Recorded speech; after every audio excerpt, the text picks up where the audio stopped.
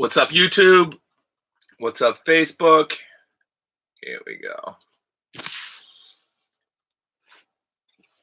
I'll wait for some of you folks to come in.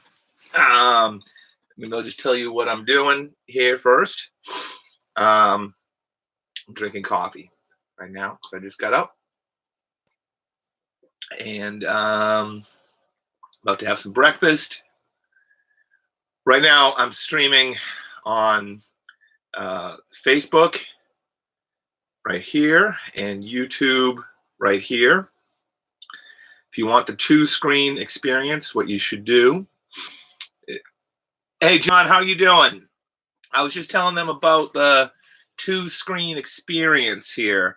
What you could do is, here,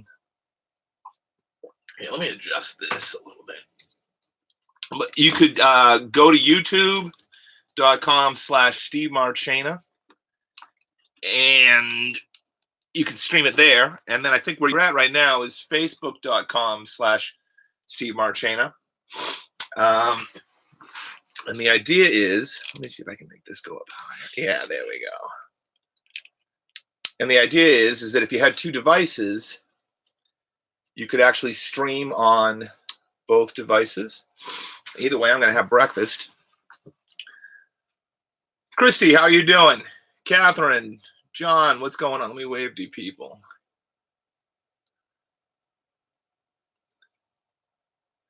I wonder if Christy Campos wants to come on the camera. I'll see. Just if you want to. People a lot of times are shy about that. But it's fun if we can get people to come on camera. Here we go.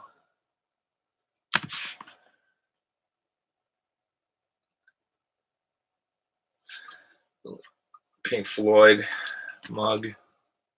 Wait, that's the wrong side. This is the side you want. Java. This is Costa Rican coffee. It's very, very, very good.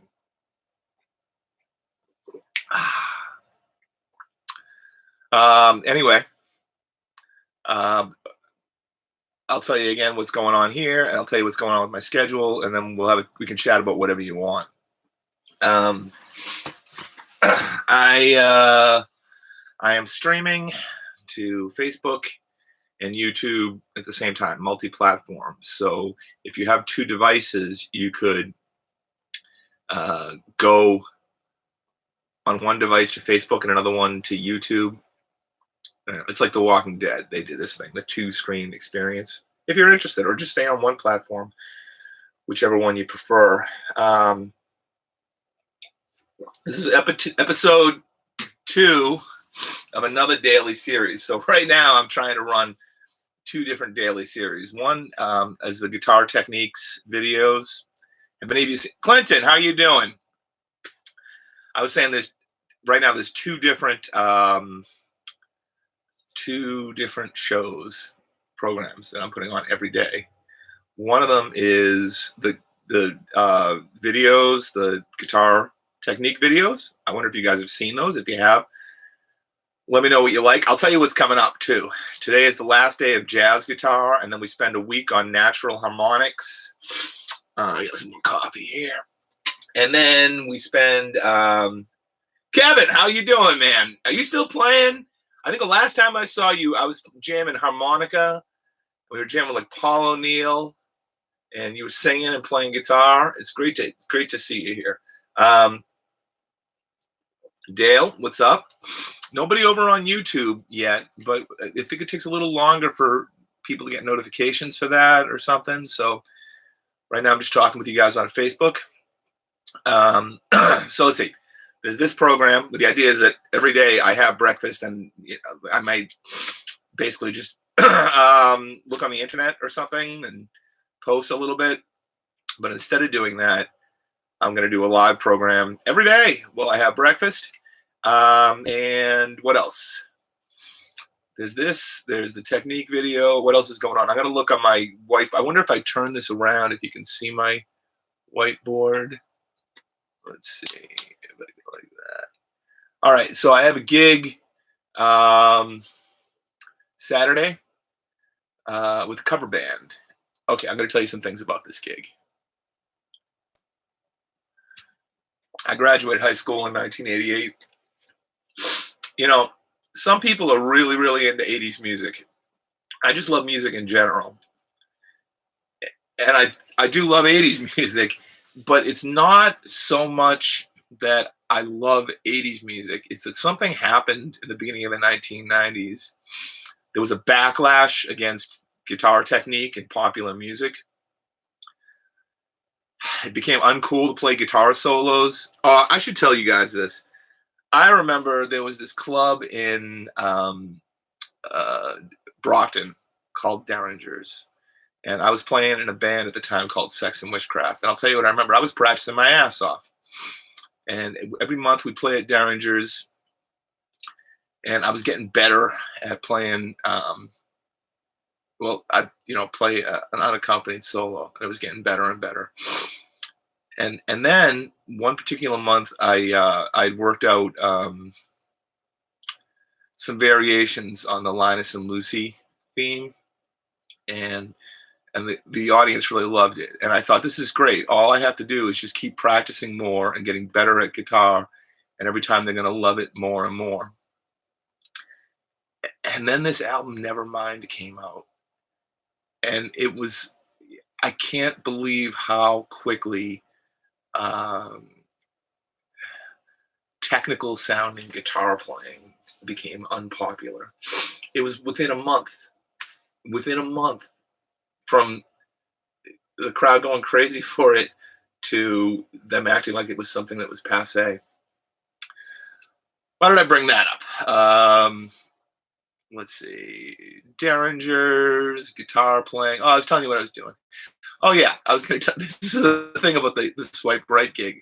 I'm really looking forward to it. My friend Vinny Sirgliano is the singer in this group, and he was in Superbug.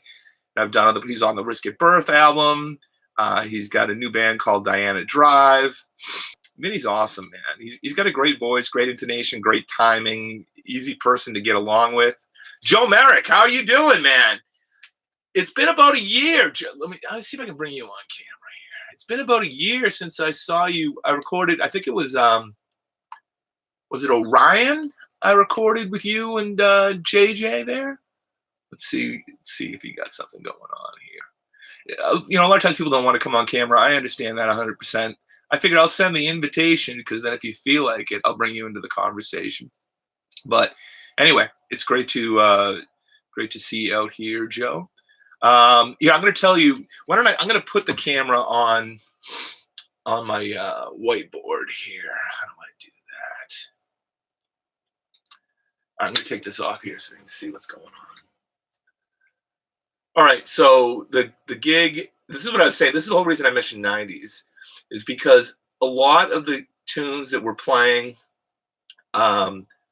Saturday are 90s tunes, but a lot of them are later than 90s. But here's how I know I'm getting old, because basically all the pop songs that are after 1990, to me, they sound like 1990s music, even when they're well into the 2000s or even just a few years old, because they don't. The guitar used to be really important in popular culture, and now it's more like a prop. One thing I'll tell you, it didn't make any sense to me at all. You guys seen that Maroon 5 at the Super Bowl? Their singer there played a guitar solo. I don't know, man. I don't know. Why'd you pick him to play your solos? I don't want to. Oh, come on. I don't want to put him down. There was another guy, this Nick Jonas. He played a guitar solo that I will never forget. An unforgettable guitar solo. I just want to see better guitar playing in all media. That's what I'm going for. Anyway, here, let's go back to this thing here. I'm going to say this Saturday is Swipe Right. I'm looking forward to that. That's at the Burren in Somerville. And then what after that? Oh, yeah. So I mentioned I'm doing 2 shows. There's this, which is Breakfast with Steve. And then there's also, I wonder if I can turn up the volume on the mic. Doesn't seem like I can. Boo! Yeah, okay. I'm going to move this YouTube stream a little bit closer just so you can hear me a little bit better. Swipe right. Okay, and then beginner videos. This is what's happening. Starting tomorrow, there'll be a week-long series of my technique show. I think it's probably called the Guitar Technique Show because that's really what it's about. About natural harmonics. Now, look, I got to tell you something. There's a lot of ways to play harmonics on the guitar, like a myriad of ways.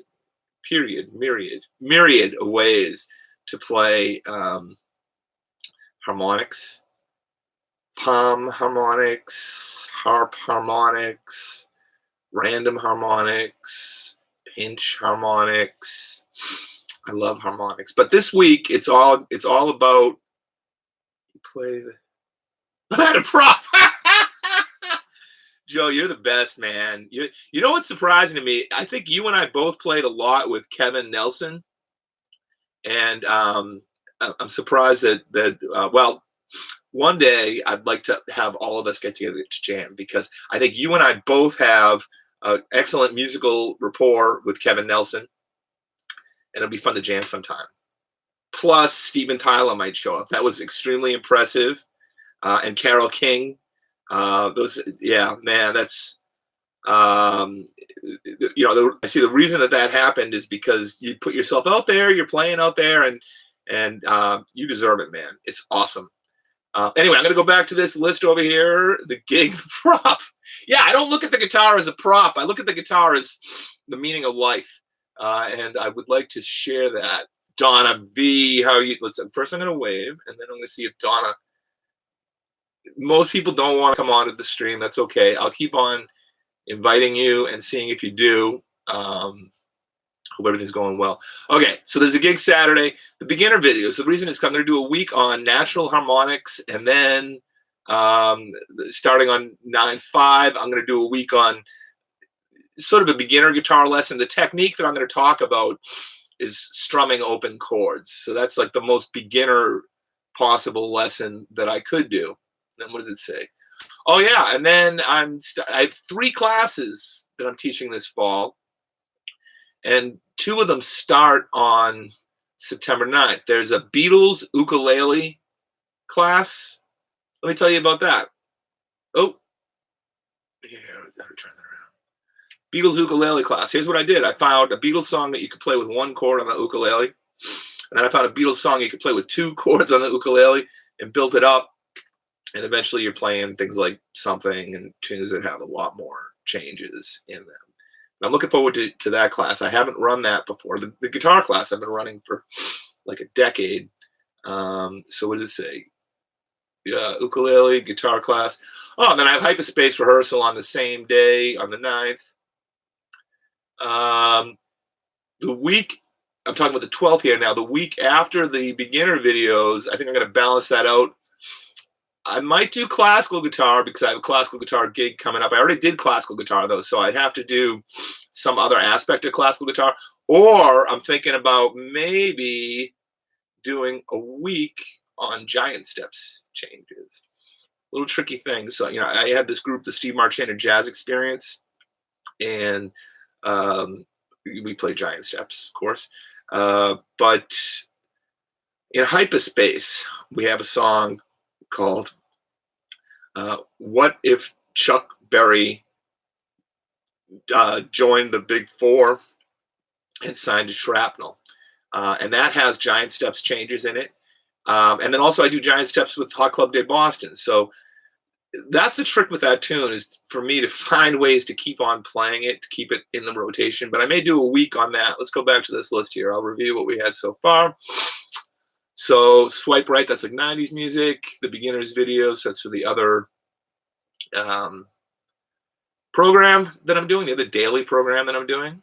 2 daily programs, man. That's a lot. But I went to school. I'm trying to put myself out there. Interdisciplinary music studies. The class is Hyperspace. The next video. Oh, then this is kind of cool. This is Lafayette. My grandparents that adopted me, their wedding reception was at this place, the Lafayette House, and I'm playing a gig there on the 15th. On the 24th, I'm in the studio with Eileen Springer. Oh, this is a pretty good one. On October 1st, that's the first rehearsal that I have with BMOP. That's Boston Modern Orchestra Project, and I'm playing banjo with them. So the reason I keep track of this stuff is because I don't want it to sneak up on me. And I'm the type of person, I do much, much, much better with music when I prepare a lot. It's just, it is what it is. I revolve my life around that. Awesome, Clinton. Have good golf game, man. Let me go back to this to see what BMOP, and then there's a solo classical guitar gig and some Christmas gigs. The thing that you're not seeing on there are couple things. One is where it says Hypa 99. That's the next rehearsal, but after we do that. Well, we do that almost every Monday. This is just showing the next time that things will show up. It doesn't mean I won't make other videos. It doesn't mean there won't be other Hypaspace rehearsals, but it's just like sort of just keep myself on top of deadlines. What do I see? 1, 2, 3, 4, 5. Yeah, that's like 10 deadlines, but that stretches right now. It stretches kind of to the end of the year. There's other things that I have coming up that I don't really have to prepare for. So I don't put those on the whiteboard. The things on the whiteboard I have to prepare for. I want to talk to you about strategies that you have when you get swamped with work. I remember a good friend said, we got somebody on YouTube. Over here we got Facebook. Over here we have you. Hey, Seago Guitarist, I saw you yesterday, man. Good to see you up here on YouTube. Let's get some more light on the subject. That's a little better. You can see my Pink Floyd there. And Hank, let's see if I can bring Hank on the camera. I'm gonna just try. Let's see. Oh, that's not on the camera. Let's set this up. It's kind of funny. I got this. It's like a spring-loaded thing that holds the phone. Didn't catch that. Yeah, I know you didn't catch that. Okay, let's see if we're still going here. You know what it is when I press the. Okay, when I put the phone on the thing, on the tripod. When I put the phone on the tripod, it fell out. I understand that. Awesome. Hank, there's probably latency going on between YouTube and Facebook. Can you let me know about that? Let's see here. Try this.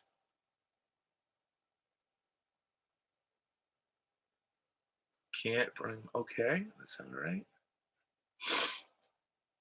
We got a couple of people over here. 2 now. Got a notification for the stream. I'm so glad. We got a few. YouTube is faster. That makes sense. Having said that, it's probably cool, I guess, to have a couple of different streams available. I'll tell you, I have a plan. I mentioned that gig on Saturday night. My new girlfriend and I have this diner that we go to in Stoughton called Beantown Diner, and it's awesome. Hey, Hank, over here on YouTube. What's going on? So I'm going to do this every day. I'll make a video having breakfast. But the thing is, after the gig, this Beantown Diner, they stay open literally all night. I love it. They also have these Elvis pancakes. I'm not a big pancake person, but these pancakes have peanut butter and chocolate and bananas. They're so good. But what I'm thinking that I'll do is after the gig, in the middle of the night, we'll go to Beantown Diner to get something to eat, get coffee. And I think that I'll do an episode of Breakfast with Steve from the diner. And I've already thought about all of the 10-second latency. Wow. So you're saying Facebook's really slow is what you're telling me. That kind of makes sense. It's a little trickier streaming on YouTube than it is. There's a few more hoops to jump through. Anyway, I gotta have breakfast. I'm hungry. I'm gonna finish this coffee.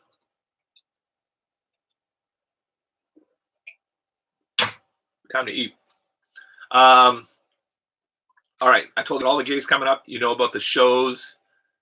You know about the 2 programs that I'm doing. I'm posting on Facebook and getting real-time replies from YouTube. Nice.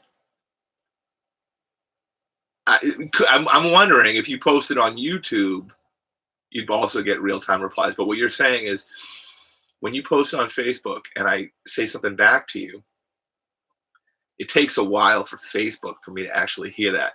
Korean, how you doing? I'm gonna wave to you. All right, breakfast. The whole key about doing this show is I found out by eating in front of a camera, I don't chew with your mouth full. That's important. Matt Hain. All right, here we go. Here you go, you mother. Let's see if I can talk about Hyperspace here. Matt Hain is bass player in Hyperspace. I love him like a brother. Let's see if Matt's a bit. He's probably at work right now. They don't. They probably don't want him streaming. I don't know. Yeah, we have people over here on YouTube and people on Facebook. That's what basically I said. Can you guys get any questions or things you want to talk about? I'm just going to eat this banana. I'm going to wave to other people.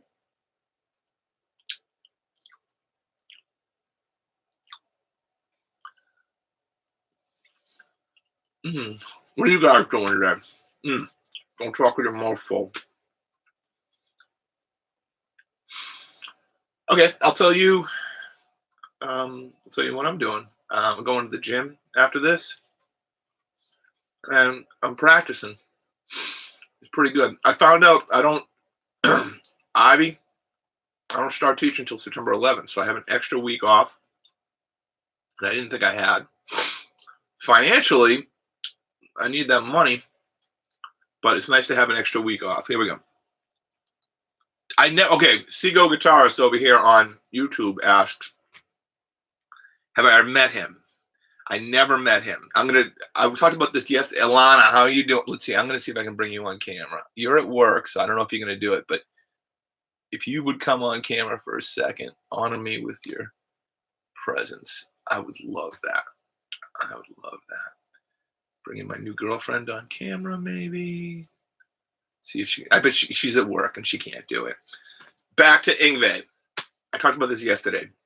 Long story short, I saw Yngwie in 1986.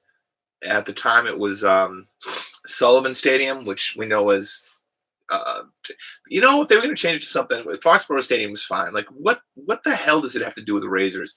Commercialism. Did you guys ever see this Charlie Brown Christmas? They made a point about commercialism. Things like stadiums. I wish that they just name it based on the town or a musician, right? I mean, if you think about it, or an athlete, I guess, like it could be Tom Brady Stadium or John, you know what, really go with Miles Davis Arena. You know what I'm saying? It's like the legacy of music is more important than shaving, obviously, to me. All right, I got a question about Yngwie. I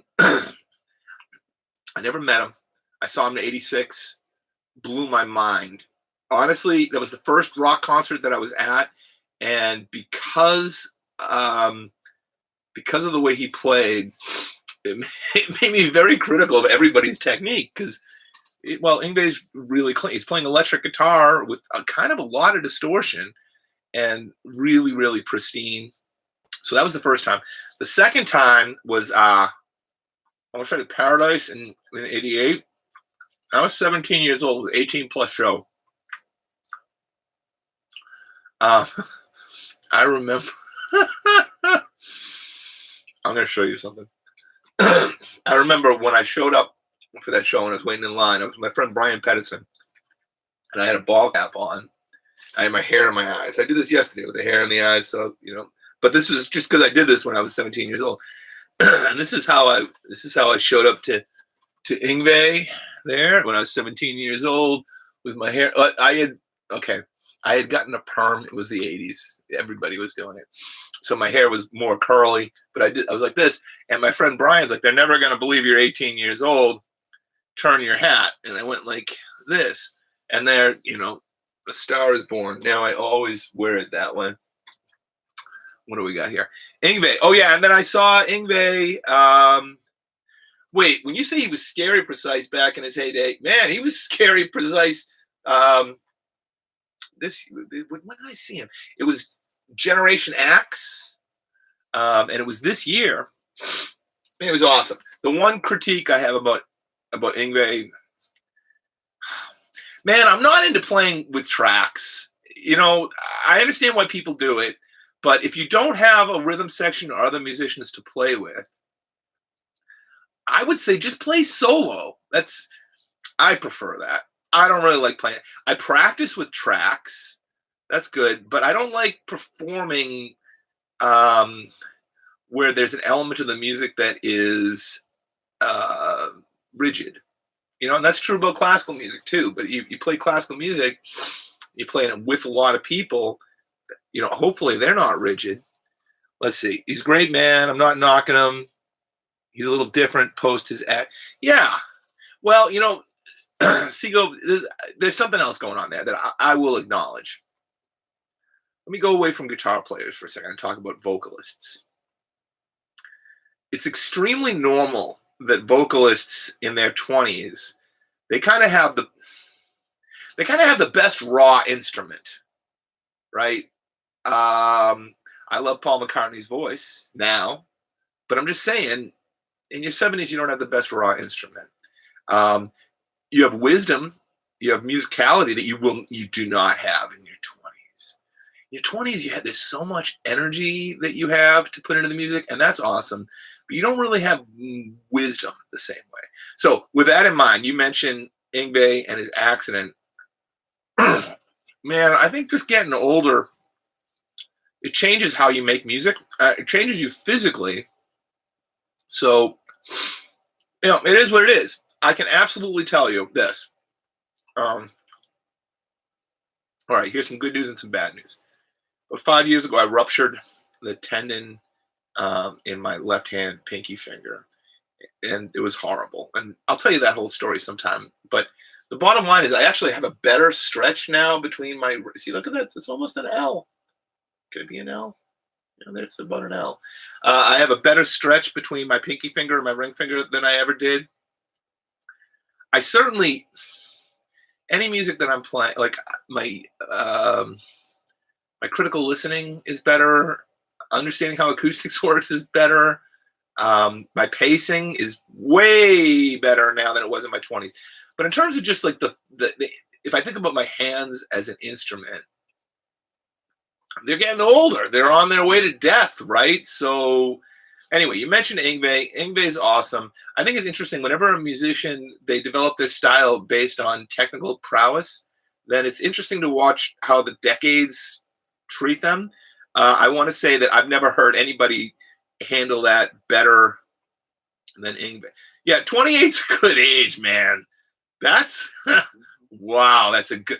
I remember that I was at Berkeley when I turned 28, and winter break. I'm not going to go into so many details. I'll tell you, winter break was awesome. 28 is a good time. Let me say this. There's things that suck about being 48. There's also things that suck about being 18. 28. Yeah. Okay. I don't want to tell you my personal business except to say that winter break, that was one of the best times in my life. Duran, how are you doing? What's going on? Having a little breakfast here. Just about getting ready to wrap it up. I'm going to come on tomorrow and talk with you guys. I think I figured out some of the technical things. I got a lot to do today, so I'm going to roll. But great catching up with you.